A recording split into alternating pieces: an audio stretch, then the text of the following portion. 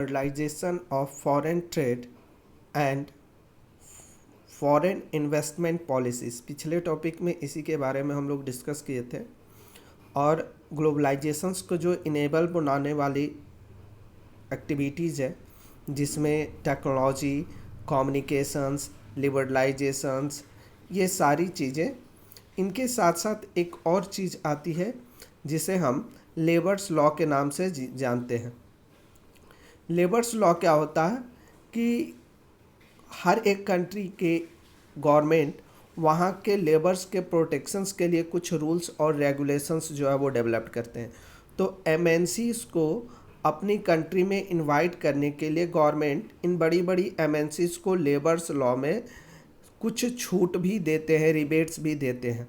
जैसे कि कभी कभी ऐसा भी देखने को मिलता है कि कुछ कंपनियां जो है वह चाहती हैं कि वो किसी भी लेबर्स को रेगुलर वेजेस के बजाय वो टेम्प्रोरी वेजेस पे रखे। टेम्प्रोरी वेजेस कहने का मतलब कि ये हो गया कि जब एमएनसीज़ को ज़रूरत होगी वह तभी लेबर को हायर करेगा, जब ज़रूरत नहीं होगी तब लेबर को हायर नहीं करेगा। इसका मतलब ये हुआ कि इस लेबर को जो है वो कंटिन्यू जॉब्स नहीं मिलेगा और कंपनी को जो है इस मामले में काफ़ी ज़्यादा बेनिफिट्स होगा।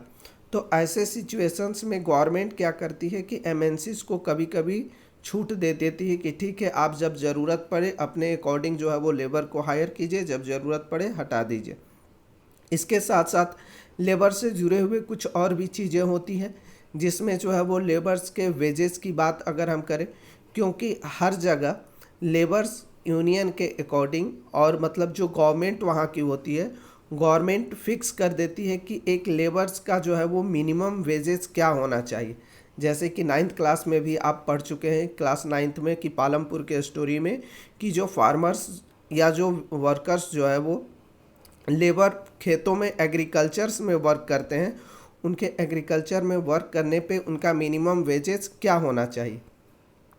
तो यहाँ पर भी वो चीज़ें देखने को मिलती है, लेकिन गवर्नमेंट इसमें भी उन एमएनसीज़ को फ्रीडम दे देती है, कुछ हद तक छूट दे देती है, ताकि ज़्यादा से ज़्यादा एमएनसी जो है वो किसी भी कंट्री में आए और वहाँ पर एमएनसीज़ के आने से ऑटोमेटिक बहुत सारे जॉब अपॉर्चुनिटीज़ जो है वो ओपन हो जाते हैं, बहुत सारे डेवलपमेंट, इंफ्रास्ट्रक्चर्स, बहुत सारी चीज़ें ग्रोथ कर जाती हैं। इसीलिए जो है वो गवर्नमेंट इस तरह के छूट जो है लेबर्स लॉ में देती है। तो लेबर्स लॉ भी जो है वह ग्लोबलाइजेशंस को प्रभावित करने वाला या कह सकते हैं इनेबल्ड बनाने वाला एक मोस्ट इम्पॉर्टेंट फैक्टर्स है। इसके बाद जो नेक्स्ट अगर हम बात करें तो नेक्स्ट टॉपिक आता है world trade organisations. World trade organisations जिसको हम WTO के नाम से जानते हैं, इसकी स्थापना 1995 को हुई थी, 1995 में हुई थी। इसका जो अभी वर्तमान में मेंबर्स कंट्री हैं उसके टोटल मेंबर्स कंट्रीज़ 164 हैं। लास्ट कंट्री जो था 2016 में ऐड हुआ था, उसके बाद कोई कंट्रीज इसमें ऐड नहीं हुआ। 2016 में लास्ट कंट्री इसमें ऐड हुई थी, उसका नाम था अफ़गानिस्तान। यह संस्था जो है वर्ल्ड ट्रेड ऑर्गेनाइजेशंस पहले जो है वो गैट के नाम से जानी जाती थी, गैट के नाम से जानी जाती थी। इसी संस्था को चेंज करके WTO वर्ल्ड ट्रेड ऑर्गेनाइजेशंस रखा गया, जो ग्लोबल लेवल पर कंपनीज़ को या कह सकते हैं इंटरनेशनल ट्रेड को जो है वो मॉनिटर्स करने का काम करती है। और ये कुछ रूल्स, रेगुलेशंस और पॉलिसीज़ भी डेवलप करती है जिससे इसके मेंबर्स कंट्रीज़ को फॉलो करने पड़ते हैं। जैसे कि अभी जो है वो WTO का एक मेजर डिमांड ये है कि वह चाहती है कि जो भी इसके मेंबर्स कंट्री हैं, ख़ास तौर पे इसमें डेवलपिंग कंट्री जो हैं, वो अपने यहाँ लिबरलाइजेशंस को फॉलो करें। बहुत सारी कंट्री अभी भी लिबरलाइजेशंस को फॉलो नहीं करती हैं या लिबरलाइजेशंस को फॉलो भी की हुई हैं, तो बहुत कम मामले में जो है वो छूट दी हुई हैं। तो WTO चाहती है कि ये जो है वो सारे डेवलपिंग कंट्रीज़ अपने कंट्री से जितने भी ट्रेड बैरियर्स हैं उन ट्रेड बैरियर्स को जो है वो हम हमेशा के लिए हटा दें। इससे क्या होगा कि गुड्स ज़्यादा जो है वो मात्रा में किसी भी कंट्री में मूवमेंट हो पाएगा, जबकि जो डेवलपिंग कंट्री हैं वो चाहती हैं कि ठीक इसी तरह के रूल्स जो है वो डेवलप्ड कंट्री के साथ भी फॉलो किए जाने चाहिए, डेवलप्ड कंट्री को भी माने जाने चाहिए।